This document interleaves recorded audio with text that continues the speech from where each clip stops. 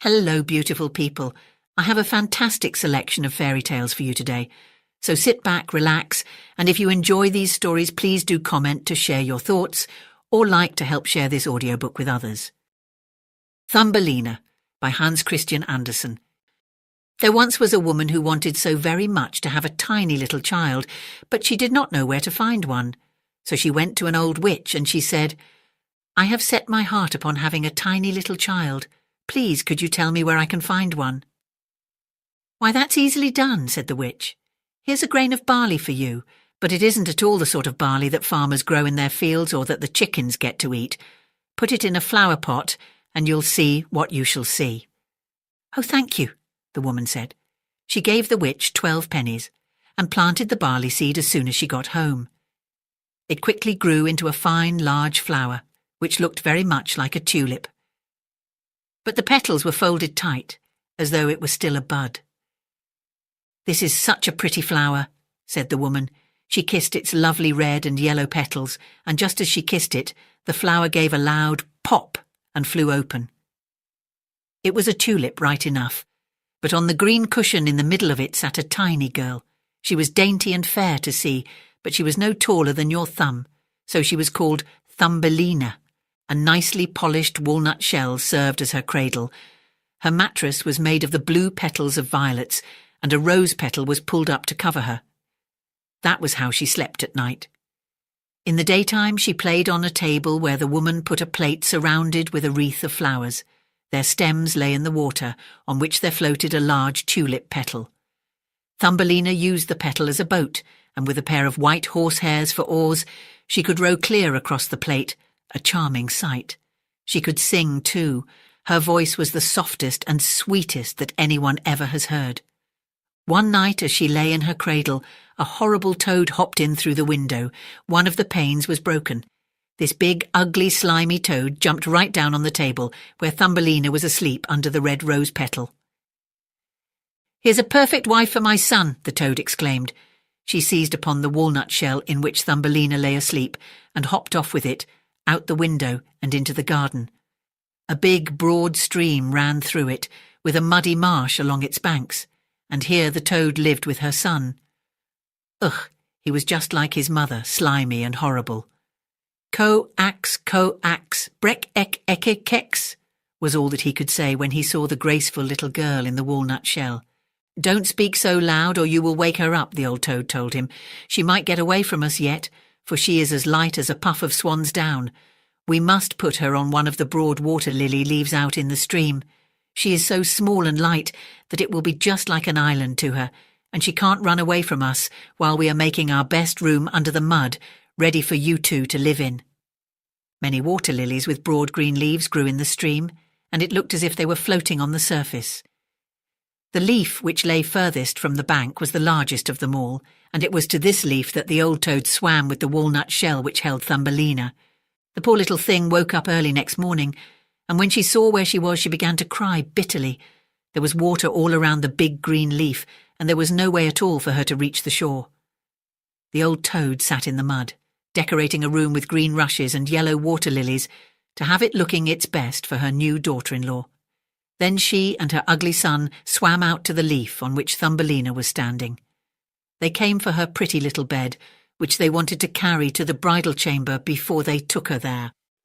The old toad curtsied deep in the water before her and said, "Meet my son, he is to be your husband, and you will share a delightful home in the mud." "Co-ax, brek ek eke kex," was all that her son could say. Then they took the pretty little bed and swam away with it. Left all alone on the green leaf, Thumbelina sat down and cried. She did not want to live in the slimy toad's house, and she didn't want to have the toad's horrible son for her husband. The little fishes who swam in the water beneath her had seen the toad and heard what she had said, so up popped their heads to have a look at the little girl. No sooner had they seen her than they felt very sorry that anyone so pretty should have to go down to live with that hideous toad. No, that should never be. They gathered around the green stem which held the leaf where she was, and gnawed it in two with their teeth. Away went the leaf down the stream, and away went Thumbelina, far away where the toad could not catch her. Thumbelina sailed past many a place, and when the little birds in the bushes saw her, they sang, "What a darling little girl!" The leaf drifted further and further away with her, and so it was that Thumbelina became a traveller. A lovely white butterfly kept fluttering around her, and at last alighted on the leaf because he admired Thumbelina. She was a happy little girl again, now that the toad could not catch her. It was all very lovely as she floated along, and where the sun struck the water it looked like shining gold. Thumbelina undid her sash, tied one end of it to the butterfly, and made the other end fast to the leaf. It went much faster now, and Thumbelina went much faster too, for of course she was standing on it. Just then a big Maybug flew by and caught sight of her. Immediately he fastened his claws around her slender waist and flew with her up into a tree. Away went the green leaf down the stream, and away went the butterfly with it, for he was tied to the leaf and could not get loose. My goodness, how frightened little Thumbelina was when the Maybug carried her up in the tree. But she was even more sorry for the nice white butterfly she had fastened to the leaf, because if he couldn't free himself he would have to starve to death. But the Maybug wasn't one to care about that. He sat her down on the largest green leaf of the tree, fed her honey from the flowers, and told her how pretty she was, considering that she didn't look the least like a Maybug. After a while, all the other Maybugs who lived in the tree came to pay them a call. As they stared at Thumbelina, the lady Maybugs threw up their feelers and said, "Why, she has only 2 legs, what a miserable sight!" "She hasn't any feelers," one cried. "She is pinched in at the waist, how shameful! She looks like a human being, how ugly she is," said all of the female Maybugs. Yet Thumbelina was as pretty as ever. Even the Maybug who had flown away with her knew that, but as every last one of them kept calling her ugly, he at length came to agree with them and would have nothing to do with her. She could go wherever she chose. They flew down out of the tree with her and left her on a daisy, where she sat and cried because she was so ugly that the Maybugs wouldn't have anything to do with her. Nevertheless, she was the loveliest little girl you can imagine, and as frail and fine as the petal of a rose. All summer long poor Thumbelina lived all alone in the woods. She wove herself a hammock of grass and hung it under a big burdock leaf to keep off the rain. She took honey from the flowers for food and drank the dew which she found on the leaves every morning. In this way the summer and fall went by. Then came the winter, the long cold winter. All the birds who had sung so sweetly for her flew away. The trees and the flowers withered. The big burdock leaf under which she had lived shriveled up until nothing was left of it but a dry yellow stalk. She was terribly cold, for her clothes had worn threadbare, and she herself was so slender and frail. Poor Thumbelina, she would freeze to death. Snow began to fall, and every time a snowflake struck her, it was as if she'd been hit by a whole shovelful, for we are quite tall, while she measured only an inch. She wrapped a withered leaf about her, but there was no warmth in it. She shivered with cold. Near the edge of the woods where she now had arrived was a large grain field, but the grain had been harvested long ago. Only the dry, bare stubble stuck out of the frozen ground. It was just as if she were lost in a vast forest, and oh, how she shivered with cold. Then she came to the door of a field mouse, who had a little hole amidst the stubble. There this mouse lived, warm and cosy, with a whole storeroom of grain, and a magnificent kitchen and pantry. Poor Thumbelina stood at the door just like a beggar child, and pled for a little bit of barley, because she hadn't had anything to eat for 2 days past. "Why, you poor little thing," said the field mouse, who turned out to be a kind-hearted old creature. "You must come into my warm room and share my dinner."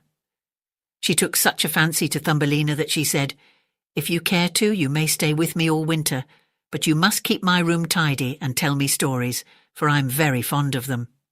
Thumbelina did as the kind old field mouse asked, and she had a very good time of it.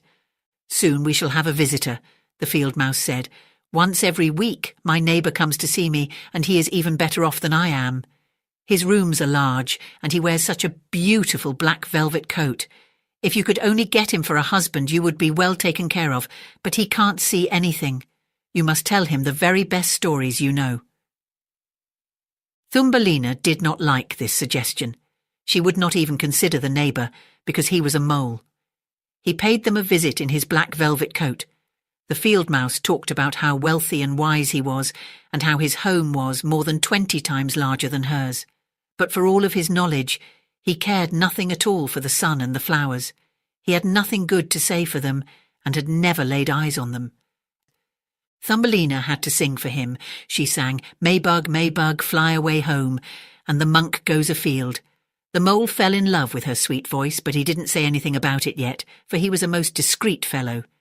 He had just dug a long tunnel through the ground from his house to theirs, and the field mouse and Thumbelina were invited to use it whenever they pleased, though he warned them not to be alarmed by the dead bird which lay in this passage. It was a complete bird with feather and beak. It must have died quite recently when winter set in, and it was buried right in the middle of the tunnel. The mole took in his mouth a torch of decayed wood. In the darkness, it glimmered like fire. He went ahead of them to light the way through the long, dark passage. When they came to where the dead bird lay, the mole put his broad nose to the ceiling and made a large hole through which daylight could fall. In the middle of the floor lay a dead swallow, with his lovely wings folded at his sides and his head tucked under his feathers. The poor bird must certainly have died of the cold. Thumbelina felt so sorry for him. She loved all the little birds who had sung and sweetly twittered to her all through the summer. But the mole gave the body a kick with his short stumps and said, "Now he won't be chirping any more. What a wretched thing it is to be born a little bird. Thank goodness none of my children can be a bird who has nothing but his chirp, chirp, and must starve to death when winter comes along." "Yes, you are so right, you sensible man," the field mouse agreed. "What good is all his chirp-chirping to a bird in the winter-time when he starves and freezes? But that's considered very grand, I imagine." Thumbelina kept silent, but when the others turned their back on the bird, she bent over, smoothed aside the feathers that hid the bird's head, and kissed his closed eyes. "Maybe it was he who sang so sweetly to me in the summer-time," she thought to herself. "What pleasure he gave me, the dear pretty bird." The mole closed up the hole that let in the daylight, and then he took the ladies home. That night, Thumbelina could not sleep a wink, so she got up and wove a fine large coverlet out of hay. She took it to the dead bird and spread it over him so that he would lie warm in the cold earth. She tucked him in with some soft thistledown that she had found in the field mouse's room. "Goodbye, you pretty little bird," she said. "Goodbye, and thank you for your sweet songs last summer, when the trees were all green and the sun shone so warmly upon us." She laid her head on his breast, and it startled her to feel a soft thump as if something were beating inside. This was the bird's heart. He was not dead, he was only numb with cold, and now that he had been warmed, he came to life again. In the fall, all swallows fly off to warm countries, but if one of them starts too late, he gets so cold that he drops down as if he were dead and lies where he fell. And then the cold snow covers him. Thumbelina was so frightened that she trembled, for the bird was so big, so enormous compared to her own inch of height. But she mustered her courage, tucked the cotton wool down closer around the poor bird, brought the mint leaf that covered her own bed, and spread it over the bird's head. The following night she tiptoed out to him again. He was alive now, but so weak that he could barely open his eyes for a moment to look at Thumbelina, who stood beside him, with the piece of touchwood that was her only lantern. "Thank you, pretty little child," the sick swallow said. "I have been wonderfully warmed. Soon I shall get strong once more and be able to fly again in the warm sunshine." "Oh," she said, "it's cold outside, it's snowing and freezing. You just stay in your warm bed and I'll nurse you." Then she brought him some water in the petal of a flower. The swallow drank and told her how he had hurt one of his wings in a thorn bush, and for that reason couldn't fly as fast as the other swallows when they flew far, far away to the warm countries. Finally he had dropped to the ground. That was all he remembered, and he had no idea how he came to be where she found him. The swallow stayed there all through the winter, and Thumbelina was kind to him and tended him with loving care. She didn't say anything about this to the field mouse or to the mole, because they did not like the poor, unfortunate swallow. As soon as spring came and the sun warmed the earth, the swallow told Thumbelina it was time to say goodbye. She reopened the hole that the mole had made in the ceiling, and the sun shone in splendour upon them. The swallow asked Thumbelina to go with him. She could sit on his back as they flew away through the green woods. But Thumbelina knew that it would make the old field mouse feel badly if she left like that, so she said, "No, I cannot go." Fare you well, my good and pretty girl," said the swallow as he flew into the sunshine. Tears came into Thumbelina's eyes as she watched him go, for she was so fond of the poor swallow. "Chirp, chirp," sang the bird as he flew into the green woods. Thumbelina felt very downcast. She was not permitted to go out in the warm sunshine. Moreover, the grain that was sown in the field above the field mouse's house grew so tall that to a poor little girl who was only an inch high, it was like a dense forest. "You must work on your trousseau this summer," the field mouse said, for their neighbour, that loathsome mole in his black velvet coat, had proposed to her. "You must have both woolens and linens, both bedding and wardrobe, when you become the mole's wife." Thumbelina had to turn the spindle, and the field mouse hired 4 spiders to spin and weave for her day and night. The mole came to call every evening, and his favourite remark was that the sun, which now baked the earth as hard as a rock, would not be nearly so hot when summer was over. Yes, as soon as summer was past, he would be marrying Thumbelina, but she was not at all happy about it, because she didn't like the tedious mole the least bit. Every morning at sunrise and every evening at sunset, she would steal out the door. When the breeze blew the ears of grain apart, she could catch glimpses of the blue sky. She could dream about how bright and fair it was out of doors, and how she wished she would see her dear swallow again, but he did not come back, for doubtless he was far away, flying about in the lovely green woods. When fall arrived, Thumbelina's whole trousseau was ready. "Your wedding day is 4 weeks off," the field mouse told her. But Thumbelina cried and declared that she would not have the tedious mole for a husband. "Fiddlesticks," said the field mouse, "don't you be obstinate or I'll bite you with my white teeth. Why, you're getting a superb husband. The Queen herself hasn't a black velvet coat as fine as his. Both his kitchen and his cellar are well supplied. You ought to thank goodness that you are getting him." Then came the wedding day. The mole had come to take Thumbelina home with him, where she would have to live deep underground and never go out in the warm sunshine again, because he disliked it so. The poor little girl felt very sad that she had to say goodbye to the glorious sun, which the field mouse had at least let her look out at through the doorway. "Farewell, bright sun," she said. With her arms stretched toward it, she walked a little way from the field mouse's home. The grain had been harvested, and only the dry stubble was left in the field. "Farewell, farewell," she cried again, and flung her little arms around a small red flower that was still in bloom. "If you see my dear swallow, please give him my love." Chirp, chirp, chirp, chirp. She suddenly heard a twittering over her head. She looked up, and there was the swallow just passing by. He was so glad to see Thumbelina, although when she told him how she hated to marry the mole and live deep underground where the sun never shone, she could not hold back her tears. "Now that the cold winter is coming," the swallow told her, "I shall fly far, far away to the warm countries. Won't you come along with me? You can ride on my back. Just tie yourself on with your sash, and away we'll fly, far from the ugly mole and his dark hole far, far away, over the mountains to the warm countries where the sun shines so much fairer than here, to where it is always summer and there are always flowers. Please fly away with me, dear little Thumbelina, you who saved my life when I lay frozen in a dark hole in the earth." "Yes, I will go with you," said Thumbelina. She sat on his back, put her feet on his outstretched wings, and fastened her sash to one of his strongest feathers. Then the swallow soared into the air over forests and over lakes, high up over the great mountains that are always capped with snow. When Thumbelina felt cold in the chill air, she crept under the bird's warm feathers, with only her little head stuck out to watch all the wonderful sights below. At length they came to the warm countries. There the sun shone far more brightly than it ever does here, and the sky seemed twice as high. Along the ditches and hedgerows grew marvellous green and blue grapes. Lemons and oranges hung in the woods. The air smelled sweetly of myrtle and thyme. By the wayside the loveliest children ran hither and thither, playing with the brightly coloured butterflies. But the swallow flew on still farther, and it became more and more beautiful. Under magnificent green trees, on the shore of a blue lake, there stood an ancient palace of dazzling white marble. The lofty pillars were wreathed with venies, and at the top of them many swallows had made their nests.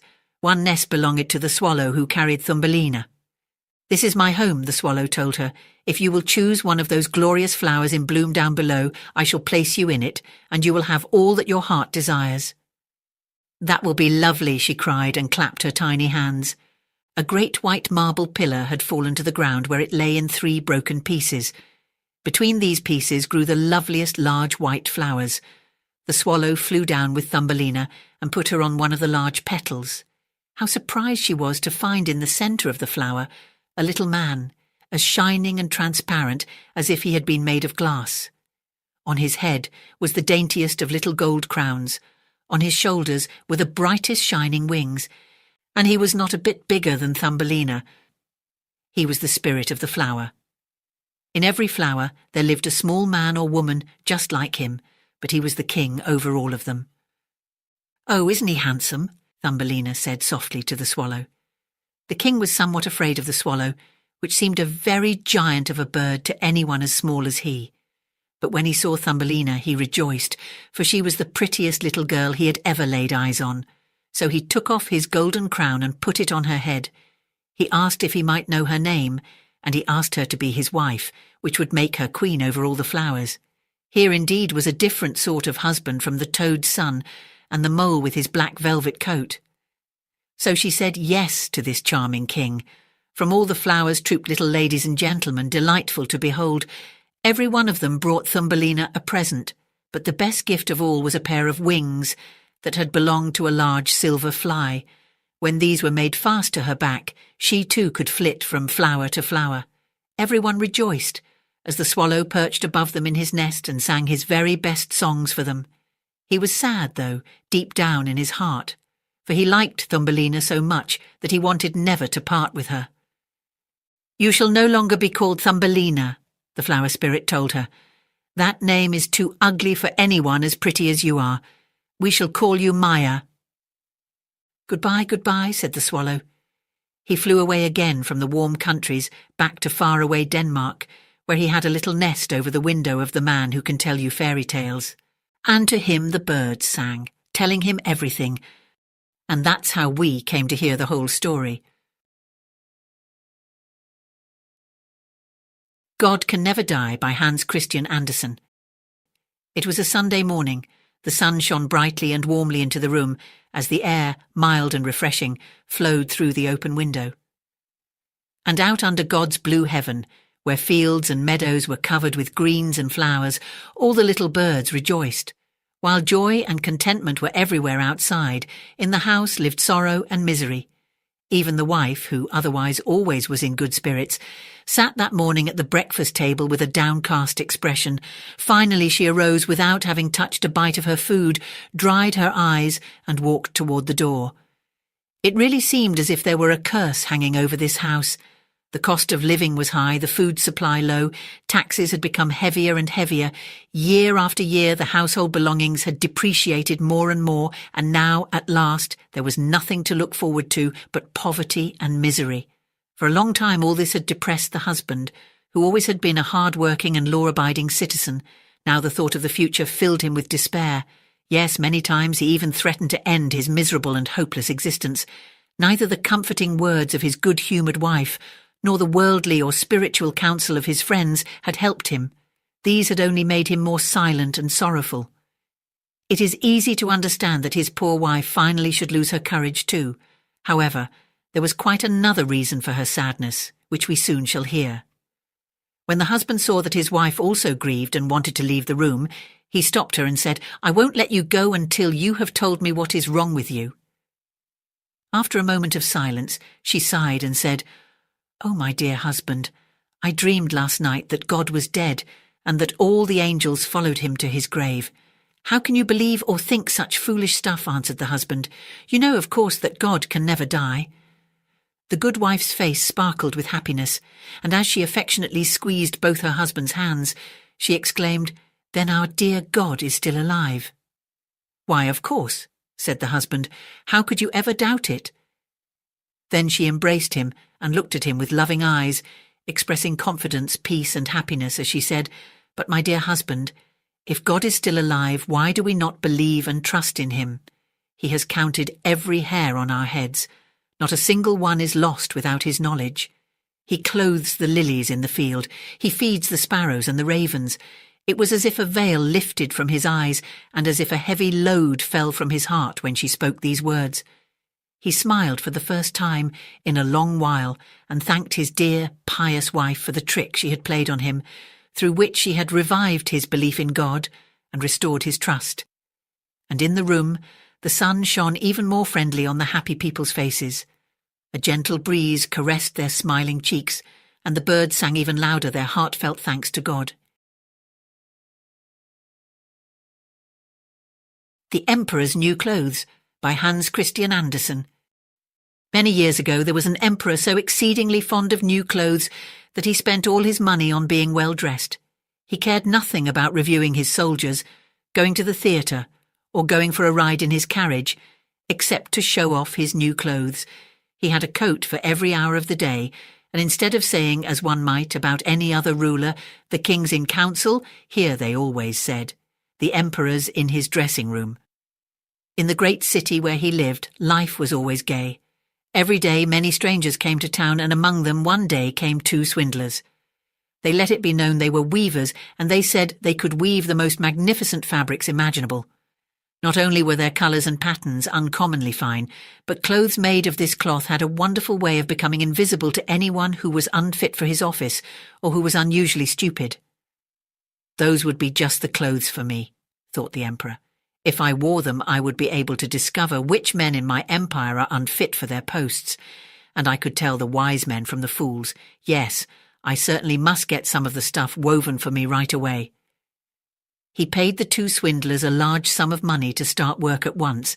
They set up 2 looms and pretended to weave, though there was nothing on the looms. All the finest silk and the purest old thread which they demanded went into their travelling bags, while they worked the empty looms far into the night.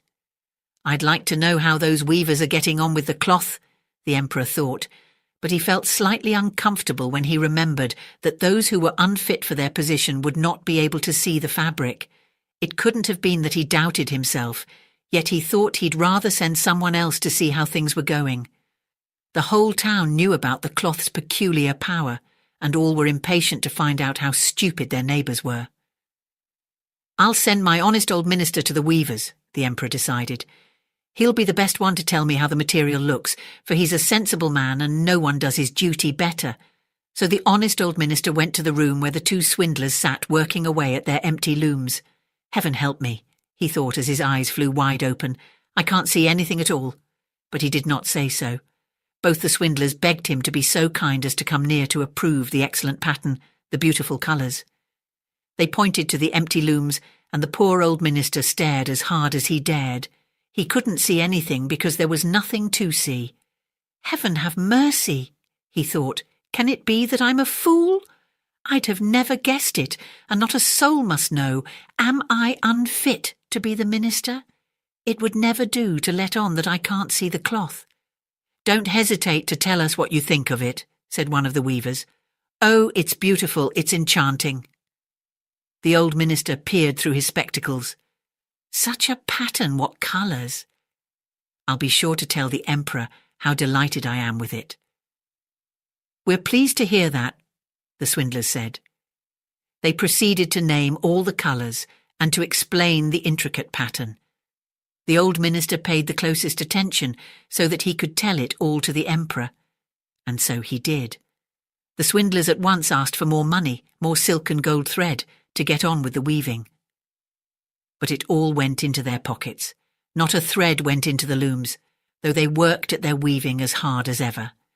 The emperor presently sent another trustworthy official to see how the work progressed and how soon it would be ready. The same thing happened to him that had happened to the minister. He looked and he looked, but as there was nothing to see in the looms, he couldn't see anything. Isn't it a beautiful piece of goods? The swindlers asked him, as they displayed and described their imaginary pattern. I know I'm not stupid, the man thought, so it must be that I'm unworthy of my good office. That's strange. I mustn't let anyone find it out, though. So he praised the material he did not see. He declared he was delighted with the beautiful colours and the exquisite pattern. To the emperor he said, "It held me spellbound." All the town was talking of this splendid cloth, and the emperor wanted to see it for himself while it was still in the looms. Attended by a band of chosen men, among whom were his 2 old trusted officials, the ones who had been to the weavers, he set out to see the 2 swindlers. He found them weaving with might and main, but without a thread in their looms. "Magnificent," said the two officials already duped. "Just look, Your Majesty. What colours! What a design!" They pointed to the empty looms, each supposing that the others could see the stuff. "What's this?" thought the Emperor. "I can't see anything. This is terrible. Am I a fool? Am I unfit to be the Emperor? What a thing to happen to me of all people. Oh, it's very pretty," he said. "It has my highest approval." And he nodded approbation at the empty loom. Nothing could make him say that he couldn't see anything. His whole retinue stared and stared. One saw no more than another, but they all joined the Emperor in exclaiming, "Oh, it's very pretty!" And they advised him to wear clothes made of this wonderful cloth, especially for the great procession he was soon to lead. "Magnificent, excellent, unsurpassed," were bandied from mouth to mouth, and everyone did his best to seem well pleased. The Emperor gave each of the swindlers a cross to wear in his buttonhole and the title of Sir Weaver. Before the procession, the swindlers sat up all night and burned more than 6 candles to show how busy they were finishing the Emperor's new clothes. They pretended to take the cloth off the loom. They made cuts in the air with huge scissors, and at last they said, "Now the Emperor's new clothes are ready for him." Then the Emperor himself came with his noblest noblemen, and the swindlers each raised an arm as if they were holding something. They said, "These are the trousers, here's the coat, and this is the mantle," naming each garment. All of them are as light as a spider web. One would almost think he had nothing on, but that's what makes them so fine. "Exactly," all the noblemen agreed, though they could see nothing, for there was nothing to see. "If your Imperial Majesty will condescend to take your clothes off," said the swindlers, "we will help you on with your new ones here in front of the long mirror." The Emperor undressed, and the swindlers pretended to put his new clothes on him, one garment after another. They took him around the waist and seemed to be fastening something. That was his train as the Emperor turned round and round before the looking-glass. "How well Your Majesty's new clothes look! Aren't they becoming?" He heard on all sides. "That pattern so perfect, those colours so suitable. It is a magnificent outfit." Then the Minister of Public Processions announced, "Your Majesty's canopy is waiting outside." "Well, I'm supposed to be ready," the Emperor said, and turned again for one last look in the mirror. "It is a remarkable fit, isn't it?" He seemed to regard his costume with the greatest interest. The noblemen who were to carry his train stooped low and reached for the floor as if they were picking up his mantle. Then they pretended to lift and hold it high. They didn't dare admit they had nothing to hold. So off went the Emperor in procession under his splendid canopy. Everyone in the streets and the windows said, "Oh, how fine are the Emperor's new clothes! Don't they fit him to perfection? And see his long train." Nobody would confess that he couldn't see anything, for that would prove him either unfit for his position or a fool. No costume the Emperor had worn before was ever such a complete success. "But he hasn't got anything on," a little child said. "Did you ever hear such innocent prattle?" said its father. And one person whispered to another what the child had said. "He hasn't anything on. A child says he hasn't anything on."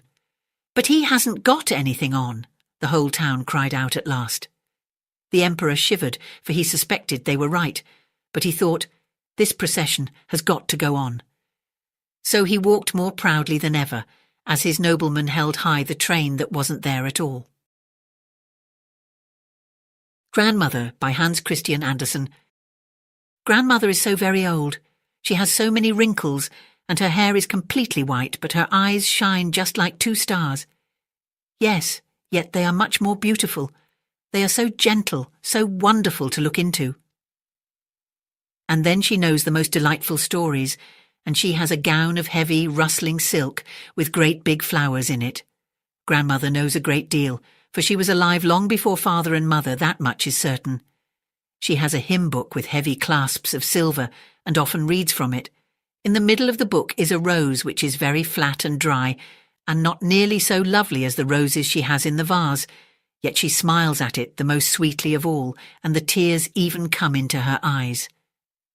Why is it that Grandmother looks that way at the withered flower in the old book? Do you know?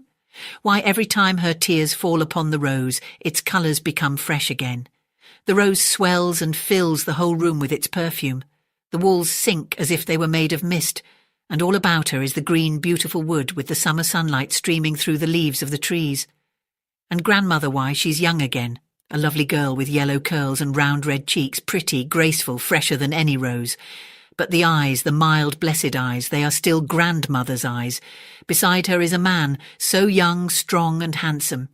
He hands her a rose and she smiles. Grandmother cannot smile like that now. Yes, the smile is coming back now. He has gone, and with him many other thoughts and forms of the past.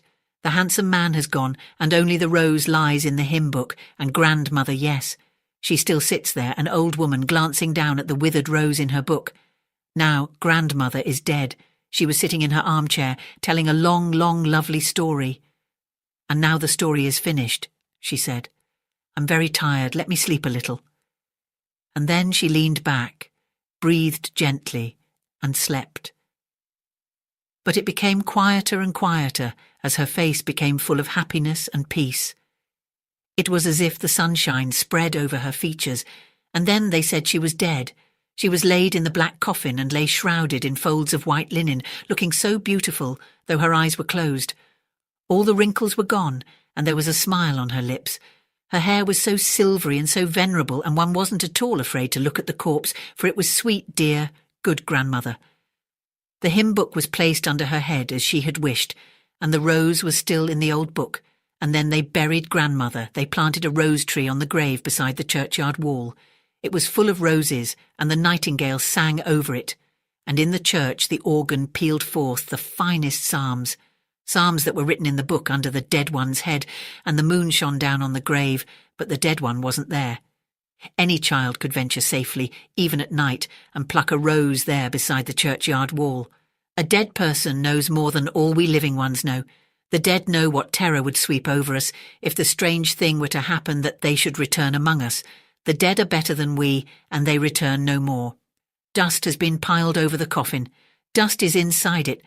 The leaves of the hymn book are dust, and the rose, with all its memories, is asleep. But above bloom fresh roses, the nightingale sings, the organ peals, and we think of the old grandmother with the gentle, eternally young eyes. Eyes can never die. Ours will sometime behold grandmother again, as young and beautiful as when for the first time she kissed the fresh red rose which is now dust in her grave. The Little Mermaid, by Hans Christian Andersen.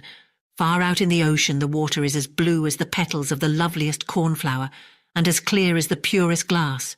But it is very deep too. It goes down deeper than any anchor rope will go, and many, many steeples would have to be stacked one on top of another, to reach from the bottom to the surface of the sea. It is down there that the sea folk live. Now don't suppose that there are only bare white sands at the bottom of the sea. No, indeed. The most marvellous trees and flowers grow down there, with such pliant stalks and leaves that the least stir in the water makes them move about as though they were alive. All sorts of fish, large and small, dart among the branches, just as birds flit through the trees up here. From the deepest spot in the ocean rises the palace of the Sea King. Its walls are made of coral and its high-pointed windows of the clearest amber, but the roof is made of mussel shells that open and shut with the tide. This is a wonderful sight to see, for every shell holds glistening pearls, any one of which would be the pride of a queen's crown. The Sea King down there had been a widower for years, and his old mother kept house for him. She was a clever woman, but very proud of her noble birth. Therefore she flaunted 12 oysters on her tail, while the other ladies of the court were only allowed to wear 6. Except for this, she was an altogether praiseworthy person, particularly so because she was extremely fond of her granddaughters, the little sea princesses. They were 6 lovely girls, but the youngest was the most beautiful of them all. Her skin was as soft and tender as a rose petal, and her eyes were as blue as the deep sea, but like all the others she had no feet. Her body ended in a fishtail. The whole day long they used to play in the palace, down in the great halls where live flowers grew on the walls. Whenever the high amber windows were thrown open, the fish would swim in, just as swallows dart into our rooms when we open the windows. But these fish now would swim right up to the little princesses to eat out of their hands and let themselves be petted. Outside the palace was a big garden, with flaming red and deep blue trees. Their fruit glittered like gold, and their blossoms flamed like fire on their constantly waving stalks. The soil was very fine sand indeed, but as blue as burning brimstone. A strange blue veil lay over everything down there. You would have thought yourself aloft in the air, with only the blue sky above and beneath you, rather than down at the bottom of the sea. When there was a dead calm, you could just see the sun, like a scarlet flower with light streaming from its calyx. Each little princess had her own small garden plot, where she could dig and plant whatever she liked. One of them made her little flower bed in the shape of a whale. Another thought it neater to shape hers like a little mermaid, but the youngest of them made hers as round as the sun, and there she grew only flowers which were as red as the sun itself. She was an unusual child, quiet and wistful, and when her sisters decorated their gardens with all kinds of odd things they had found in sunken ships, she would allow nothing in hers except flowers as red as the sun and a pretty marble statue. This figure of a handsome boy, carved in pure white marble, had sunk down to the bottom of the sea from some ship that was wrecked. Beside the statue, she planted a rose-coloured weeping willow tree, which thrived so well that its graceful branches shaded the statue and hung down to the blue sand, where their shadows took on a violet tint and swayed as the branches swayed. It looked as if the roots and the tips of the branches were kissing each other in play. Nothing gave the youngest princess such pleasure as to hear about the world of human beings up above them. Her old grandmother had to tell her all she knew about ships and cities and of people and animals. What seemed nicest of all to her was that up on land the flowers were fragrant, for those at the bottom of the sea had no scent. And she thought it was nice that the woods were green, and that the fish you saw among their branches could sing so loud and sweet that it was delightful to hear them. Her grandmother had to call the little birds fish, or the princess would not have known what she was talking about, for she had never seen a bird. "When you get to be 15, her grandmother said, you will be allowed to rise up out of the ocean and sit on the rocks in the moonlight, to watch the great ships sailing by. You will see woods and towns too." Next year one of her sisters would be 15, but the others, well, since each was a whole year older than the next, the youngest still had 5 long years to wait until she could rise up from the water and see what our world was like. But each sister promised to tell the others about all that she saw, and what she found most marvellous on her first day. Their grandmother had not told them half enough, and there were so many things that they longed to know about. The most eager of them all was the youngest, the very one who was so quiet and wistful. Many a night she stood by her open window and looked up through the dark blue water where the fish waved their fins and tails. She could just see the moon and stars. To be sure, their light was quite dim, but looked at through the water they seemed much bigger than they appear to us. Whenever a cloud-like shadow swept across them, she knew that it was either a whale swimming overhead or a ship with many human beings aboard it. Little did they dream that a pretty young mermaid was down below, stretching her white arms up toward the keel of their ship. The eldest princess had her 15th birthday, so now she received permission to rise up out of the water. When she got back, she had 100 things to tell her sisters about, but the most marvellous thing of all, she said, was to lie on a sandbar in the moonlight when the sea was calm and to gaze at the large city on the shore where the lights twinkled like hundreds of stars, to listen to music, to hear the chatter and clamour of carriages and people, to see so many church towers and spires, and to hear the ringing bells. Because she could not enter the city, that was just what she most dearly longed to do. Oh, how intently the youngest sister listened. After this, whenever she stood at her open window at night and looked up through the dark blue waters, she thought of that great city with all of its clatter and clamour, and even fancied that in these depths she could hear the church bells ring. The next year, her second sister had permission to rise up to the surface and swim wherever she pleased. She came up just at sunset, and she said that this spectacle was the most marvellous sight she had ever seen. The heavens had a golden glow, and as for the clouds, she could not find words to describe their beauty. Splashed with red and tinted with violet, they sailed over her head. But much faster than the sailing clouds were wild swans in a flock.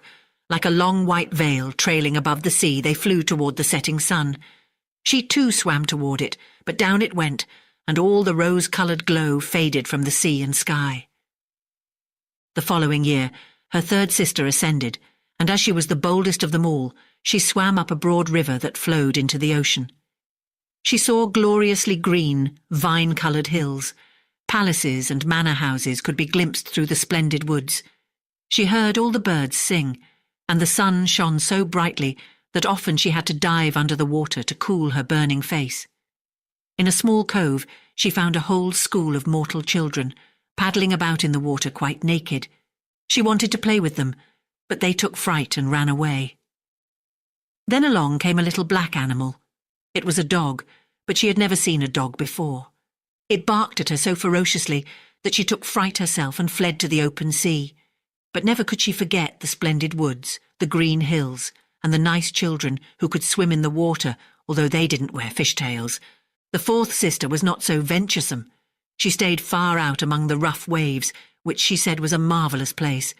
You could see all around you for miles and miles, and the heavens up above you were like a vast dome of glass. She had seen ships, but they were so far away that they looked like seagulls. Playful dolphins had turned somersaults, and monstrous whales had spouted water through their nostrils, so that it looked as if hundreds of fountains were playing all around them. Now the fifth sister had her turn. Her birthday came in the winter-time, so she saw things that none of the others had seen. The sea was a deep green colour, and enormous icebergs drifted about. Each one glistened like a pearl, she said, but they were more lofty than any church steeple built by man. They assumed the most fantastic shapes and sparkled like diamonds. She had seated herself on the largest one, and all the ships that came sailing by sped away as soon as the frightened sailors saw her there, with her long hair blowing in the wind. In the late evening, clouds filled the sky. Thunder cracked and lightning darted across the heavens. Black waves lifted those great bergs of ice on high, where they flashed when the lightning struck. On all the ships the sails were reefed, and there was fear and trembling. But quietly she sat there upon her drifting iceberg and watched the blue forked lightning strike the sea. Each of the sisters took delight in the lovely new sights when she first rose up to the surface of the sea. But when they became grown-up girls who were allowed to go wherever they liked, they became indifferent to it. They would become homesick, and in a month they said that there was no place like the bottom of the sea where they felt so completely at home. On many an evening the older sisters would rise to the surface, arm in arm, all 5 in a row. They had beautiful voices, more charming than those of any mortal beings. When a storm was brewing and they anticipated a shipwreck, they would swim before the ship and sing most seductively of how beautiful it was at the bottom of the ocean, trying to overcome the prejudice that the sailors had against coming down to them. But people could not understand their song, and mistook it for the voice of the storm, nor was it for them to see the glories of the deep. When their ship went down, they were drowned, and it was as dead men that they reached the sea king's palace. On the evenings when the mermaids rose through the water like this, arm in arm, their youngest sister stayed behind all alone, looking after them and wanting to weep. But a mermaid has no tears, and therefore she suffers so much more. "Oh, how I do wish I were 15, she said. "I know I shall love that world up there and all the people who live in it." And at last she too came to be 15. "Now I'll have you off my hands," said her grandmother, the old Queen Dowager. "Come, let me adorn you like your sisters." In the little maid's hair she put a wreath of white lilies, each petal of which was formed from half of a pearl, and the old queen let 8 big oysters fasten themselves to the princess's tail as a sign of her high rank. "But that hurts," said the little mermaid. "You must put up with a good deal to keep up appearances," her grandmother told her. Oh, how gladly she would have shaken off all these decorations and laid aside the cumbersome wreath. The red flowers in her garden were much more becoming to her, but she didn't dare to make any changes. "Goodbye," she said, and up she went through the water, as light and as sparkling as a bubble. The sun had just gone down when her head rose above the surface, but the clouds still shone like gold and roses, and in the delicately tinted sky sparkled the clear gleam of the evening star. The air was mild and fresh and the sea unruffled. A great 3-master lay in view with only one of all its sails set, for there was not even the whisper of a breeze, and the sailors idled about in the rigging and on the yards. There was music and singing on the ship, and as night came on, they lighted hundreds of such brightly coloured lanterns that one might have thought the flags of all nations were swinging in the air. The little mermaid swam right up to the window of the main cabin, and each time she rose with the swell, she could peep in through the clear glass panes at the crowd of brilliantly dressed people within. The handsomest of them all was a young prince with big dark eyes. He could not be more than 16 years old. It was his birthday, and that was the reason for all the celebration. Up on deck, the sailors were dancing, and when the prince appeared among them, 100 or more rockets flew through the air, making it as bright as day. These startled the little mermaid so badly that she ducked under the water. But she soon peeped up again, and then it seemed as if all the stars in the sky were falling around her. Never had she seen such fireworks. Great suns spun around, splendid firefish floated through the blue air, and all these things were mirrored in the crystal clear sea. It was so brilliantly bright that you could see every little rope of the ship, and the people could be seen distinctly. Oh, how handsome the young prince was! He laughed, and he smiled and shook people by the hand, while the music rang out in the perfect evening. It got very late, but the little mermaid could not take her eyes off the ship and the handsome prince. The brightly coloured lanterns were put out, no more rockets flew through the air, and no more cannon boomed, but there was a mutter and rumble deep down in the sea, and the swell kept bouncing her up so high that she could look into the cabin. Now the ship began to sail. Canvas after canvas was spread in the wind, the waves rose high, great clouds gathered, and lightning flashed in the distance. Ah, they were in for a terrible storm, and the mariners made haste to reef the sails. The tall ship pitched and rolled as it sped through the angry sea. The waves rose up like towering black mountains, as if they would break over the masthead, but the swan-like ship plunged into the valleys between such waves, and emerged to ride their lofty heights. To the little mermaid this seemed good sport, but to the sailors it was nothing of the sort. The ship creaked and laboured, thick timbers gave way under the heavy blows, waves broke over the ship, the mainmast snapped in two like a reed, the ship listed over on its side and water burst into the hold. Now the little mermaid saw that people were in peril, and that she herself must take care to avoid the beams and wreckage tossed about by the sea. One moment it would be black as pitch, and she couldn't see a thing. Next moment the lightning would flash so brightly that she could distinguish every soul on board. Everyone was looking out for himself as best he could. She watched closely for the young prince, and when the ship split in two she saw him sink down in the sea. At first she was overjoyed that he would be with her, but then she recalled that human people could not live under the water, and he could only visit her father's palace as a dead man. No, he should not die. So she swam in among all the floating planks and beams, completely forgetting that they might crush her.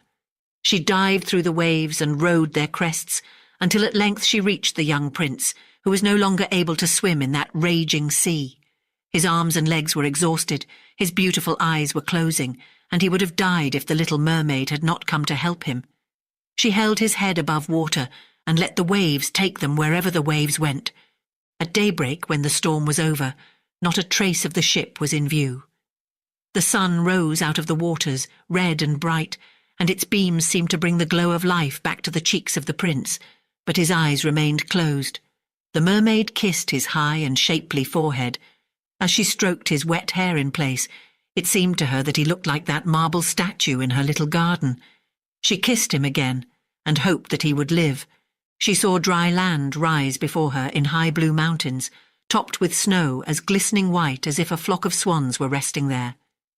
Down by the shore were splendid green woods, and in the foreground stood a church or perhaps a convent. She didn't know which, but anyway, it was a building. Orange and lemon trees grew in its garden, and tall palm trees grew beside the gateway. Here the sea formed a little harbour, quite calm and very deep. Fine white sand had been washed up below the cliffs. She swam there with the handsome prince and stretched him out on the sand, taking special care to pillow his head up high in the warm sunlight. The bells began to ring in the great white building, and a number of young girls came out into the garden. The little mermaid swam away behind some tall rocks that stuck out of the water. She covered her hair and her shoulders with foam so that no one could see her tiny face, and then she watched to see who would find the poor prince.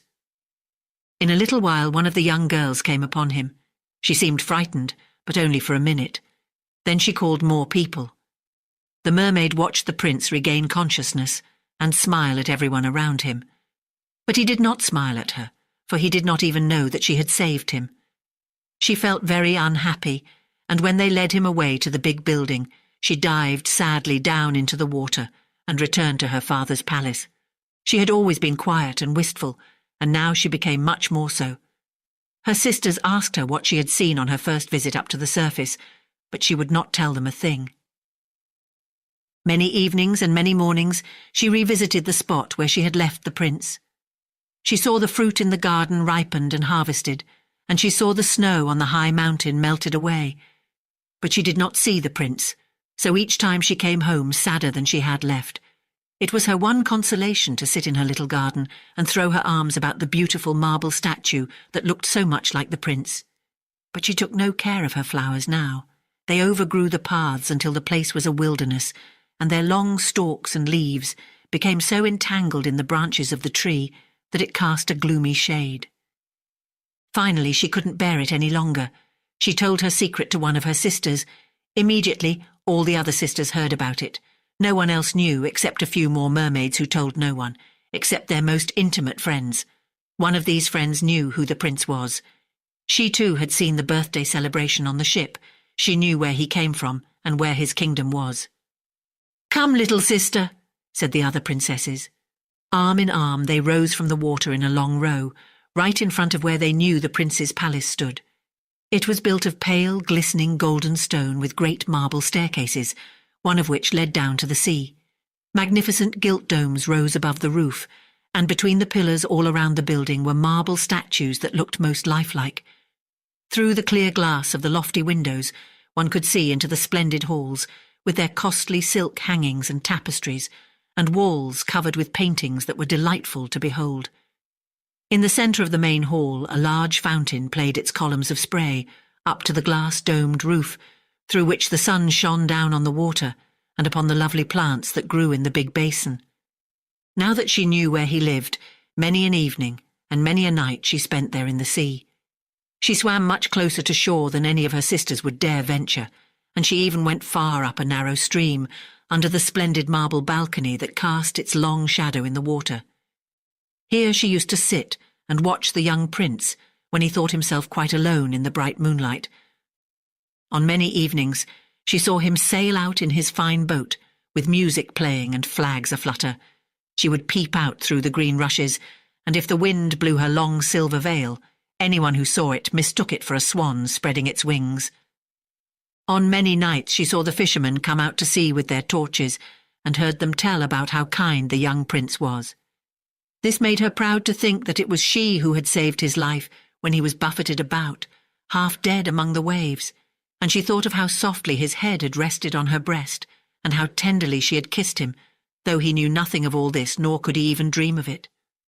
Increasingly, she grew to like human beings, and more she longed to live among them. Their world seemed so much wider than her own, for they could skim over the sea in ships, and mount up into the lofty peaks high over the clouds, and their lands stretched out in woods and fields farther than the eye could see. There was so much she wanted to know. Her sisters could not answer all her questions, so she asked her old grandmother, who knew about the upper world, which was what she said was the right name for the countries above the sea. "If men aren't drowned," the little mermaid asked, "do they live on forever? Don't they die as we do down here in the sea?" "Yes," the old lady said, "they too must die, and their lifetimes are even shorter than ours. We can live to be 300 years old, but when we perish we turn into mere foam on the sea, and haven't even a grave down here among our dear ones. We have no immortal soul, no life hereafter. We are like the green seaweed. Once cut down, it never grows again. Human beings, on the contrary, have a soul which lives forever, long after their bodies have turned to clay. It rises through thin air up to the shining stars. Just as we rise through the water to see the lands on earth, so men rise up to beautiful places unknown, which we shall never see." "Why weren't we given an immortal soul?" the little mermaid sadly asked. "I would gladly give up my 300 years if I could be a human being only for a day, and later share in that heavenly realm." "You must not think about that," said the old lady. "We fare much more happily and are much better off than the folk up there." "Then I must also die and float as foam upon the sea, not hearing the music of the waves, and seeing neither the beautiful flowers nor the red sun. Can't I do anything at all to win an immortal soul?" "No," her grandmother answered, Not unless a human being loved you so much that you meant more to him than his father and mother. If his every thought and his whole heart cleaved to you so that he would let a priest join his right hand to yours and would promise to be faithful here and throughout all eternity, then his soul would dwell in your body, and you would share in the happiness of mankind. He would give you a soul, and yet keep his own. But that can never come to pass. The very thing that is your greatest beauty here in the sea, your fishtail, would be considered ugly on land. They have such poor taste that to be thought beautiful there, you have to have two awkward props which they call legs. The little mermaid sighed and looked unhappily at her fishtail. "Come, let us be gay," the old lady said. "Let us leap and bound throughout the 300 years that we have to live. Surely that is time and to spare, and afterwards we shall be glad enough to rest in our graves. We are holding a court ball this evening." This was a much more glorious affair than is ever to be seen on earth. The walls and the ceiling of the great ballroom were made of massive but transparent glass. Many hundreds of huge rose-red and grass-green shells stood on each side in rows, with the blue flames that burned in each shell illuminating the whole room and shining through the walls so clearly that it was quite bright in the sea outside. You could see the countless fish, great and small, swimming toward the glass walls. On some of them the scales gleamed purplish-red, while others were silver and gold. Across the floor of the hall ran a wide stream of water, and upon this the mermaids and mermen danced to their own entrancing songs. Such beautiful voices are not to be heard among the people who live on land. The little mermaid sang more sweetly than anyone else, and everyone applauded her. For a moment her heart was happy, because she knew she had the loveliest voice of all, in the sea or on the land. But her thoughts soon strayed to the world up above. She could not forget the charming prince, nor her sorrow that she did not have an immortal soul like his. Therefore she stole out of her father's palace, and while everything there was song and gladness, she sat sadly in her own little garden. Then she heard a bugle call through the water, and she thought, "That must mean he is sailing up there. He whom I love more than my father or mother, he of whom I am always thinking, and in whose hands I would so willingly trust my lifelong happiness. I dare do anything to win him and to gain an immortal soul. While my sisters are dancing here in my father's palace, I shall visit the sea witch of whom I have always been so afraid. Perhaps she will be able to advise me and help me." The little mermaid set out from her garden toward the whirlpools that raged in front of the witch's dwelling. She had never gone that way before. No flowers grew there, nor any seaweed. Bare and grey, the sands extended to the whirlpools, where like roaring mill wheels the waters whirled and snatched everything within their reach down to the bottom of the sea. Between these tumultuous whirlpools she had to thread her way to reach the witch's waters, and then for a long stretch the only trail lay through a hot, seething mire, which the witch called her peat marsh. Beyond it, her house lay in the middle of a weird forest, where all the trees and shrubs were polyps, half animal and half plant. They looked like 100-headed snakes growing out of the soil. All their branches were long, slimy arms, with fingers like wriggling worms. They squirmed, joint by joint, from their roots to their outermost tentacles, and whatever they could lay hold of they twined around and never let go. The little mermaid was terrified and stopped at the edge of the forest. Her heart thumped with fear, and she nearly turned back. But then she remembered the prince and the souls that men have, and she summoned her courage. She bound her long, flowing locks closely about her head, so that the polyps could not catch hold of them, folded her arms across her breast, and darted through the water like a fish, in among the slimy polyps that stretched out their writhing arms and fingers to seize her. She saw that every one of them held something that it had caught with its hundreds of little tentacles, and to which it clung, as with strong hoops of steel. The white bones of men who had perished at sea and sunk to these depths could be seen in the polyps' arms. Ships' rudders and seamen's chests and the skeletons of land animals had also fallen into their clutches, but the most ghastly sight of all was a little mermaid whom they had caught and strangled.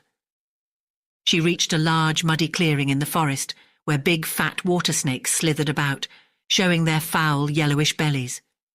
In the middle of this clearing was a house built of the bones of shipwrecked men, and there sat the sea witch, letting a toad eat out of her mouth just as we might feed sugar to a little canary bird. She called the ugly fat water snakes her little chickabiddies and let them crawl and sprawl about on her spongy bosom. "I know exactly what you want," said the sea witch. "It is very foolish of you, but just the same you shall have your way, for it will bring you to grief, my proud princess. You want to get rid of your fishtail and have 2 props instead, so that you can walk about like a human creature and have the young prince fall in love with you and win him and an immortal soul besides." At this, the witch gave such a loud, cackling laugh that the toad and the snakes were shaken to the ground, where they lay writhing. "You are just in time," said the witch. "After the sun comes up tomorrow, a whole year would have to go by before I could be of any help to you.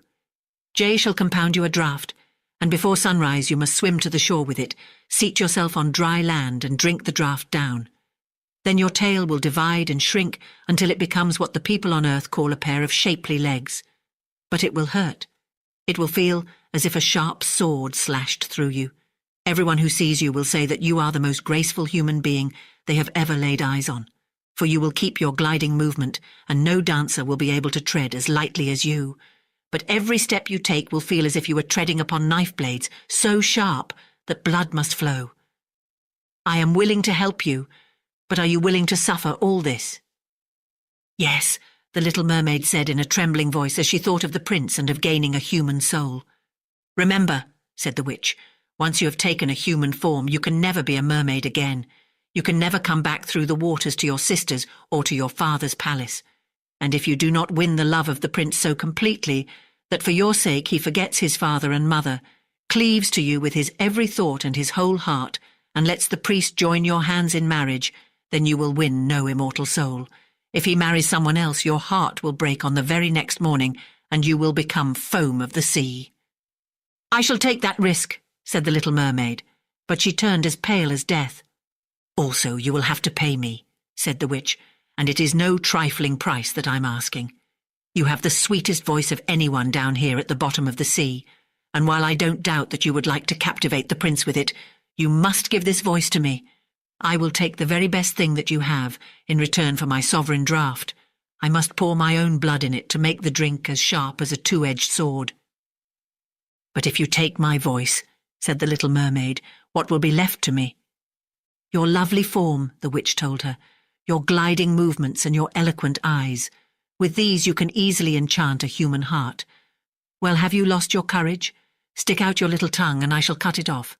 I'll have my price and you shall have the potent draught." "Go ahead," said the little mermaid. The witch hung her cauldron over the flames to brew the draught. "Cleanliness is a good thing," she said, as she tied her snakes in a knot and scoured out the pot with them. Then she pricked herself in the chest and let her black blood splash into the cauldron. Steam swirled up from it, in such ghastly shapes that anyone would have been terrified by them. The witch constantly threw new ingredients into the cauldron, and it started to boil with a sound like that of a crocodile shedding tears. When the draught was ready at last, it looked as clear as the purest water. "There's your draught," said the witch, and she cut off the tongue of the little mermaid, who now was dumb and could neither sing nor talk. "Now, if the polyps should pounce on you when you walk back through my wood," the witch said, "just spill a drop of this brew upon them, and their tentacles will break in 1,000 pieces."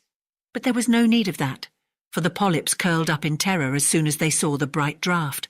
It glittered in the little mermaid's hand as if it were a shining star. So she soon traversed the forest, the marsh, and the place of raging whirlpools.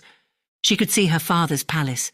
The lights had been snuffed out in the great ballroom, and doubtless everyone in the palace was asleep, but she dared not go near them, now that she was stricken dumb and was leaving her home forever. Her heart felt as if it would break with grief. She tiptoed into the garden, took one flower from each of her sister's little plots, blew 1,000 kisses toward the palace, and then mounted up through the dark blue sea. The sun had not yet risen when she saw the prince's palace. As she climbed his splendid marble staircase, the moon was shining clear.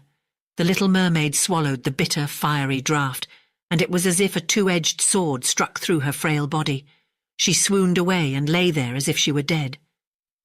When the sun rose over the sea, she awoke and felt a flash of pain, but directly in front of her stood the handsome young prince, gazing at her with his coal-black eyes.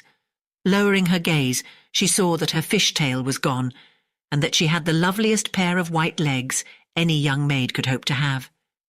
But she was naked, so she clothed herself in her own long hair. The prince asked who she was and how she came to be there. Her deep blue eyes looked at him tenderly, but very sadly, for she could not speak. Then he took her hand and led her into his palace. Every footstep felt as if she were walking on the blades and points of sharp knives, just as the witch had foretold, but she gladly endured it. She moved as lightly as a bubble as she walked beside the prince. He and all who saw her marvelled at the grace of her gliding walk. Once clad in the rich silk and muslin garments that were provided for her, she was the loveliest person in all the palace, though she was dumb and could neither sing nor speak. Beautiful slaves, attired in silk and cloth of gold, came to sing before the prince and his royal parents. One of them sang more sweetly than all the others, and when the prince smiled at her and clapped his hands, the little mermaid felt very unhappy, for she knew that she herself used to sing much more sweetly. "Oh," she thought, "if he only knew that I parted with my voice forever so that I could be near him." Graceful slaves now began to dance to the most wonderful music. Then the little mermaid lifted her shapely white arms, rose up on the tips of her toes, and skimmed over the floor. No one had ever danced so well. Each movement set off her beauty to better and better advantage, and her eyes spoke more directly to the heart than any of the singing slaves could do. She charmed everyone, and especially the prince, who called her his dear little foundling. She danced time and again, though every time she touched the floor, she felt as if she were treading on sharp-edged steel. The prince said he would keep her with him always, and that she was to have a velvet pillow to sleep on outside his door. He had a page's suit made for her, so that she could go with him on horseback. They would ride through the sweet-scented woods, where the green boughs brushed her shoulders, and where the little birds sang among the fluttering leaves. She climbed up high mountains with the prince, and though her tender feet bled so that all could see it, she only laughed, and followed him on until they could see the clouds driving far below, like a flock of birds in flight to distant lands. At home in the prince's palace, while the others slept at night, she would go down the broad marble steps to cool her burning feet in the cold sea water, and then she would recall those who lived beneath the sea. One night her sisters came by, arm in arm, singing sadly as they breasted the waves. When she held out her hands toward them, they knew who she was, and told her how unhappy she had made them all. They came to see her every night after that, and once far, far out to sea, she saw her old grandmother, who had not been up to the surface this many a year. With her was the Sea King, with his crown upon his head. They stretched out their hands to her, but they did not venture so near the land as her sisters had. Day after day she became more dear to the prince, who loved her as one would love a good little child, but he never thought of making her his queen. Yet she had to be his wife, or she would never have an immortal soul, and on the morning after his wedding she would turn into foam on the waves.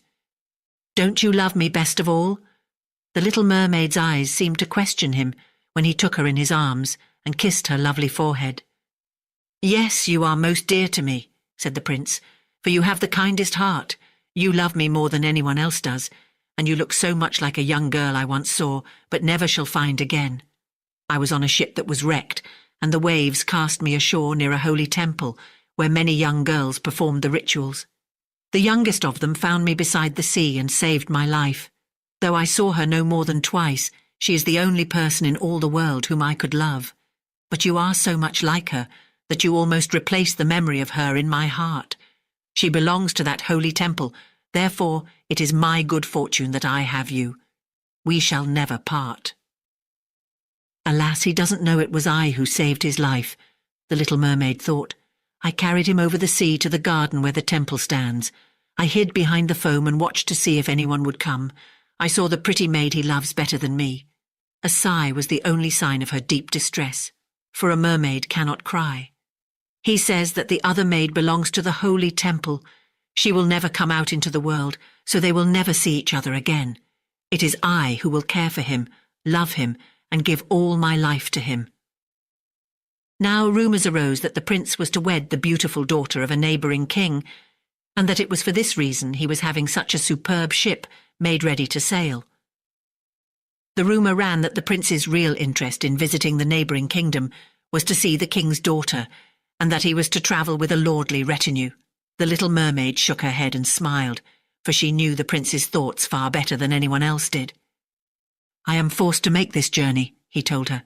"I must visit the beautiful princess, for this is my parents' wish, but they would not have me bring her home as my bride against my own will, and I can never love her. She does not resemble the lovely maiden in the temple as you do, and if I were to choose a bride, I would sooner choose you, my dear mute foundling with those telling eyes of yours." And he kissed her on the mouth, fingered her long hair, and laid his head against her heart so that she came to dream of mortal happiness and an immortal soul. "I trust you aren't afraid of the sea, my silent child," he said, as they went on board the magnificent vessel that was to carry them to the land of the neighbouring king. And he told her stories of storms, of ships becalmed, of strange deep-sea fish, and of the wonders that divers have seen. She smiled at such stories, for no one knew about the bottom of the sea as well as she did. In the clear moonlight, when everyone except the man at the helm was asleep, she sat on the side of the ship, gazing down through the transparent water, and fancied she could catch glimpses of her father's palace. On the topmost tower stood her old grandmother, wearing her silver crown and looking up at the keel of the ship through the rushing waves. Then her sisters rose to the surface, looked at her sadly, and wrung their white hands. She smiled and waved, trying to let them know that all went well and that she was happy. But along came the cabin boy, and her sisters dived out of sight so quickly that the boy supposed the flash of white he had seen was merely foam on the sea. Next morning, the ship came into the harbour of the neighbouring king's glorious city. All the church bells chimed, and trumpets were sounded from all the high towers, while the soldiers lined up with flying banners and glittering bayonets. Every day had a new festivity, as one ball or levee followed another, but the princess was still to appear. They said she was being brought up in some faraway sacred temple, where she was learning every royal virtue. But she came at last. The little mermaid was curious to see how beautiful this princess was, and she had to grant that a more exquisite figure she had never seen. The princess's skin was clear and fair, and behind the long dark lashes, her deep blue eyes were smiling and devoted. "It was you," the prince cried. "You are the one who saved me when I lay like a dead man beside the sea." He clasped the blushing bride of his choice in his arms. "Oh, I am happier than a man should be," he told his little mermaid. "My fondest dream, that which I never dared to hope, has come true. You will share in my great joy, for you love me more than anyone does." The little mermaid kissed his hand and felt that her heart was beginning to break. For the morning after his wedding day would see her dead and turned to watery foam. All the church bells rang out, and heralds rode through the streets to announce the wedding. Upon every altar, sweet-scented oils were burned in costly silver lamps. The priests swung their censers, the bride and the bridegroom joined their hands, and the bishop blessed their marriage. The little mermaid, clothed in silk and cloth of gold, held the bride's train. But she was deaf to the wedding march and blind to the holy ritual. Her thought turned on her last night upon earth and on all she had lost in this world. That same evening the bride and bridegroom went aboard the ship. Cannon thundered and banners waved. On the deck of the ship a royal pavilion of purple and gold was set up and furnished with luxurious cushions. Here the wedded couple were to sleep on that calm, clear night. The sails swelled in the breeze, and the ship glided so lightly that it scarcely seemed to move over the quiet sea. All nightfall brightly coloured lanterns were lighted, and the mariners merrily danced on the deck. The little mermaid could not forget that first time she rose from the depths of the sea and looked on at such pomp and happiness. Light as a swallow pursued by his enemies, she joined in the whirling dance. Everyone cheered her, for never had she danced so wonderfully. Her tender feet felt as if they were pierced by daggers, but she did not feel it. Her heart suffered far greater pain. She knew that this was the last evening that she ever would see him for whom she had forsaken her home and family, for whom she had sacrificed her lovely voice and suffered such constant torment, while he knew nothing of all these things. It was the last night that she would breathe the same air with him, or look upon deep waters, or the star fields of the blue sky. A never-ending night, without thought and without dreams, awaited her who had no soul, and could not get one. The merrymaking lasted long after midnight, yet she laughed and danced on despite the thought of death she carried in her heart. The prince kissed his beautiful bride, and she toyed with his coal-black hair. Hand in hand, they went to rest in the magnificent pavilion. A hush came over the ship. Only the helmsman remained on deck as the little mermaid leaned her white arms on the bulwarks and looked to the east to see the first red hint of daybreak, for she knew that the first flash of the sun would strike her dead. Then she saw her sisters rise up among the waves. They were as pale as she, and there was no sign of their lovely long hair that the breezes used to blow. It had all been cut off. "We have given our hair to the witch," they said, "so that she would send you help and save you from death tonight. She gave us a knife. Here it is. See the sharp blade. Before the sun rises, you must strike it into the prince's heart, and when his warm blood bathes your feet, they will grow together and become a fishtail. Then you will be a mermaid again, able to come back to us in the sea and live out your 300 years before you die and turn into dead salt sea foam. Make haste. He or you must die before sunrise. Our old grandmother is so grief-stricken that her white hair is falling fast, just as ours did under the witch's scissors.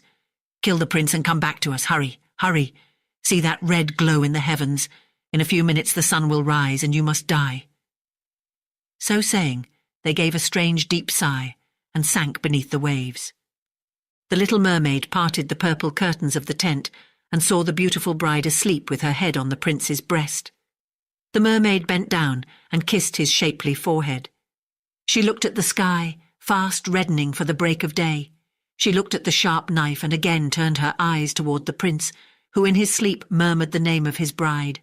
His thoughts were all for her, and the knife blade trembled in the mermaid's hand. But then she flung it from her far out over the waves. Where it fell, the waves were red, as if bubbles of blood seethed in the water. With eyes already glazing, she looked once more at the prince, hurled herself over the bulwarks into the sea, and felt her body dissolve in foam. The sun rose up from the waters. Its beams fell warm and kindly upon the chill sea foam, and the little mermaid did not feel the hand of death. In the bright sunlight overhead, she saw hundreds of fair ethereal beings. They were so transparent that through them she could see the ship's white sails and the red clouds in the sky. Their voices were sheer music, but so spirit-like that no human ear could detect the sound, just as no eye on earth could see their forms. Without wings, they floated as light as the air itself. The little mermaid discovered that she was shaped like them, and that she was gradually rising up out of the foam. "Who are you toward whom I rise?" she asked, and her voice sounded like those above her, so spiritual that no music on earth could match it. "We are the daughters of the air," they answered. "A mermaid has no immortal soul, and can never get one unless she wins the love of a human being. Her eternal life must depend upon a power outside herself. The daughters of the air do not have an immortal soul either, but they can earn one by their good deeds. We fly to the south, where the hot, poisonous air kills human beings unless we bring cool breezes. We carry the scent of flowers through the air, bringing freshness and healing balm wherever we go. When for 300 years we have tried to do all the good that we can, we are given an immortal soul and a share in mankind's eternal bliss. You, poor little mermaid, have tried with your whole heart to do this too. Your suffering and your loyalty have raised you up into the realm of airy spirits. And now in the course of 300 years, you may earn by your good deeds a soul that will never die." The little mermaid lifted her clear, bright eyes toward God's Son, and for the first time her eyes were wet with tears. On board the ship all was astir and lively again. She saw the prince and his fair bride in search of her. Then they gazed sadly into the seething foam, as if they knew she had hurled herself into the waves. Unseen by them, she kissed the bride's forehead, smiled upon the prince, and rose up with the other daughters of the air to the rose-red clouds that sailed on high. "This is the way that we shall rise to the kingdom of God after 300 years have passed." "We may get there even sooner," one spirit whispered. "Unseen, we fly into the homes of men where there are children, and for every day on which we find a good child who pleases his parents and deserves their love, God shortens our days of trial. The child does not know when we float through his room, but when we smile at him in approval, 1 year is taken from our 300. But if we see a naughty, mischievous child, we must shed tears of sorrow, and each tear adds a day to the time of our trial." A leaf from heaven. by Hans Christian Andersen. High up in the thin, clear air there flew an angel bearing a flower from the garden of heaven. As he kissed it, a tiny leaf drifted down into the muddy soil in the middle of the wood. It very soon took root there, and sprouted and sent up shoots among the other plants. "That's a funny kind of slip," said the plants, and neither the thistle nor the stinging nettle would have anything to do with the stranger. "It must be some low kind of garden plant," they said, grinning and making fun at it. But it grew, and like no other plant its long branches spread far about. "Where do you think you're going?" said the tall thistles, who have thorns on each of their leaves. "You're taking a good deal of space. That's a lot of nonsense. We can't stand here and support you." When winter came, the snow covered the plant, but from it the blanket of snow received a glow as if the sun were shining from below. Then the spring returned, and the plant was in glorious bloom, more beautiful than any other in the forest. And now there came to the forest a professor of botany who could show what he was with many degrees. He carefully inspected the plant and tested it, but decided it was not included in his system of botany. He could not possibly learn to what class it did belong. "This must be some unimportant variety," he said. "I certainly don't know it. It's not included in any system." "Not included in any system," said the thistles and the nettles. The big trees which grew round it heard what was said, and they also saw the tree was not one of their kind, but they said nothing, good or bad. And that is much the wisest course for stupid people to take. Then a poor innocent girl came through the forest. Her heart was pure, and her understanding was glorious with faith. Her only inheritance was an old Bible, but from its pages the voice of God spoke to her. "If people wish to do you evil, remember the story of Joseph. They had evil in their hearts, but God turned it to good. If you suffer wrong, if you are despised and misunderstood, then you must remember the words of him who was purity and goodness itself, and who prayed for those who struck him and nailed him to the cross. Father, forgive them, for they know not what they do." She stopped before the wondrous plant, whose great leaves gave forth sweet and refreshing fragrance, and whose flowers glowed in the sun like a wonderful firework of colour. And from each flower there came a sound as though it held, concealed within itself, a deep well of melody that thousands of years would not empty. With devout gratitude, the girl gazed on this exquisite work of the Creator and bent down one of the branches, that she might examine the flower and breathe in its sweetness, and a lovely light burned in her soul. It seemed to uplift her heart, and she wanted to pluck a flower, but she had not the heart to break one off, for she knew it would soon fade if she did. So she took only a single green leaf, carried it home, and there she pressed it in between the pages of her Bible, and it lay there quite fresh, always green, and never fading. It was kept in the pages of that Bible, and with that Bible it was placed under the girl's head when, some weeks thereafter, she lay in her coffin. On her gentle face was the solemn peace of death, as if the earthly remains carried the imprint of the truth that she now was in the presence of her Creator. But the marvellous plant still bloomed in the forest. It looked almost like a great tree now, and all the birds of passage, especially the storks and the swallows, bowed down before it.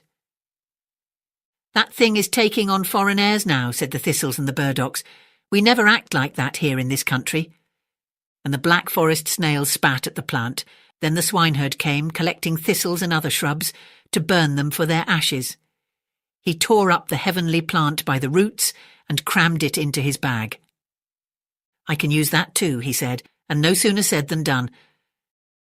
For years the king of that country had been troubled by a deep melancholy of spirit. He kept busy and laborious always, but it seemed to do him no good. They read books to him, deep and learned tomes, or the lightest and most trifling they could find, but nothing did any good. Then one of the world's wisest men, to whom they had applied for help, sent a messenger to explain to the king that there was but one sure remedy that would relieve and cure him. In the king's own forest there grows a plant of heavenly origin, whose appearance cannot be mistaken. The messenger pulled out a drawing of the plant. It would be easy to recognize. Its leaves are green winter and summer, so every evening put a fresh leaf on the king's forehead. His thoughts will then clear, and a beautiful dream will refresh and strengthen him. "I think I took it up in my bundle and burned it to ashes a long time ago," said the swineherd. I just didn't know any better." "You did not know any better," they all said. "Ignorance, oh ignorance, how great you are." And those words the swineherd might well take to heart, for they were meant for him and no one else. Not a single leaf of that plant could be found. No one knew about the one leaf that lay in the coffin of the dead girl, and the king himself, in his terrible depression, wandered out to the spot in the woods. "This is where the plant grew," he said. "It shall be a sacred place." Then he had it surrounded by a golden railing, and a sentry was posted there, by day and by night. The professor of botany wrote a thesis on the heavenly plant. As a reward, he was gilded all over, and that gilding suited him and his family very well indeed. As a matter of fact, that was the pleasantest part of the whole story, for the plant had disappeared. The king remained as melancholy and sad as before, but then he had always been that way, said the sentry. The Little Match Girl by Hans Christian Andersen.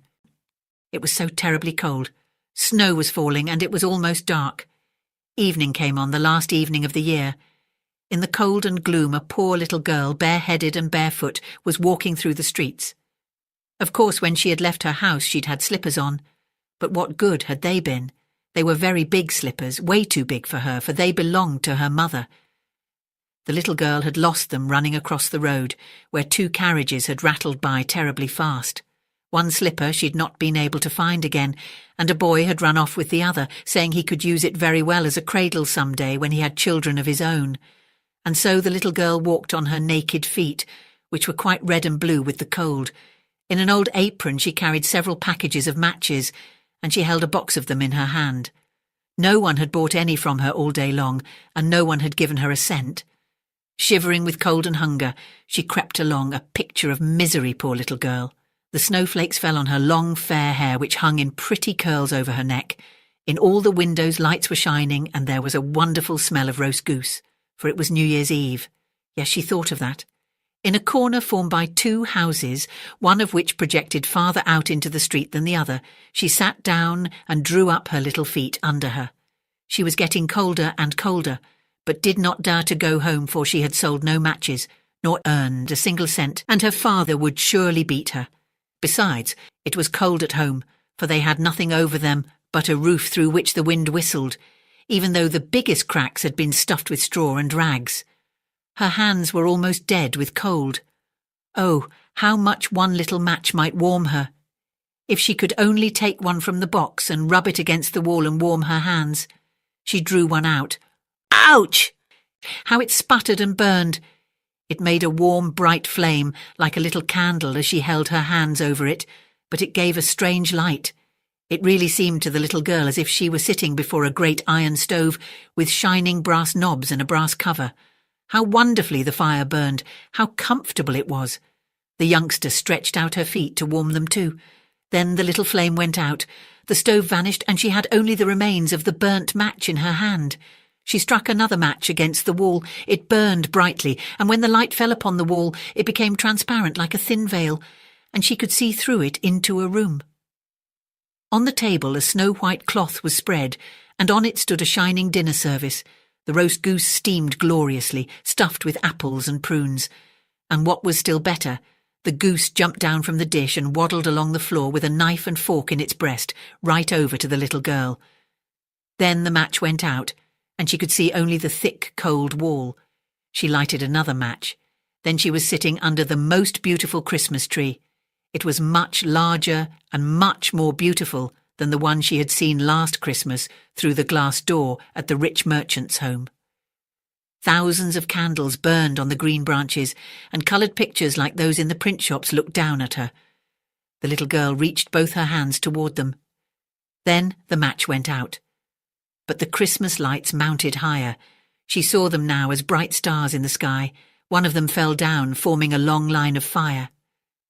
Now someone is dying, thought the little girl, for her old grandmother, the only person who had loved her and who was now dead, had told her that when a star fell down, a soul went up to God.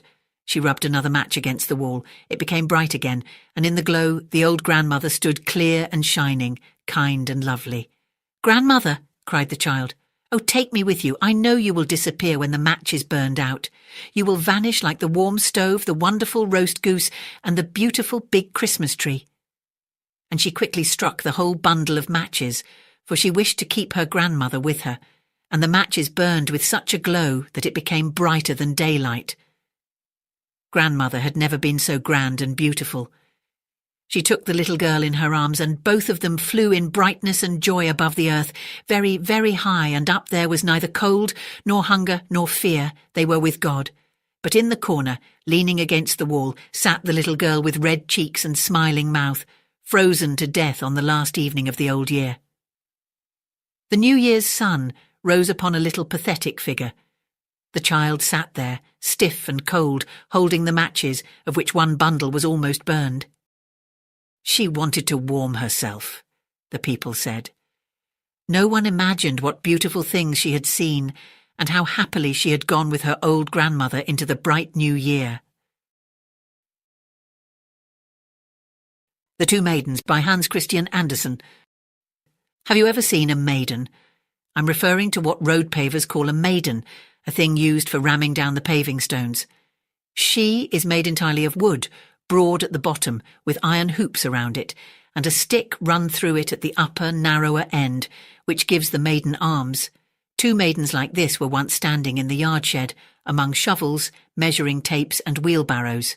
Now, there was a rumour going around that they were no longer to be called maidens, but stamps or hand-rammers, and this is the newest and only correct term in road pavers' language for what we all in olden times called a maiden. There are among us human beings certain individuals we call emancipated women, such as institution superintendents, midwives, ballet dancers, milliners and nurses.